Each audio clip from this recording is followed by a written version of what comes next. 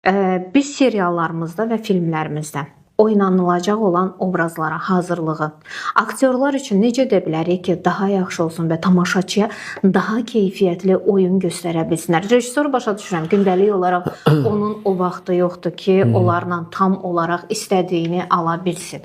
Türkiyədə misal üçün coachlar var.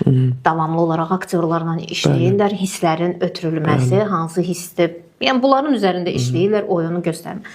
Biz necə edə bilərik ki, ümumiyyətlə aktyorlarımıza bu tərəfdən heç olmasa dəstək üçün? Yəni bu da mı büdcəyə gəlib dayanır? Büdcə deməzdim.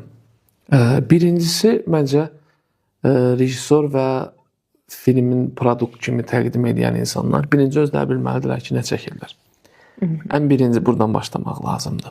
Sonra aktyorlardan yapışmaq lazımdır. Onlar biləndə ki, nə çəkirlər, rejissor biləndə ki, nə çəkir, ona rahat olur aktyora da onu göstərmək, onu aktyordan istəmək. Rejissor bilməyəndə ki, özü də nə istəyir, aktyor üçün də çox çətin olur. Bugün səndən Vasifi istəyir, sabahki səhnələrdə görürsən Vasif dördə Əbdülqənini oynayırsan. Özü də bilmir nə istəyir səndən. Bundan əlavə aktyorlardan bir yaxşı iş tələb eləmək üçün aktyor bilirsiniz necə insandır, aktyora dəyər ver, qiymət ver. Necə deyərlər, bu indi Çin maşınları var, suyunu yağını töksür. Yəni bu aktyor elə bir varlıqdır da, yəni o dəyər istəyir sadəcə. Bizim Azərbaycan aktyorları ümumiyyətlə sadəcə dəyər istəyirlər.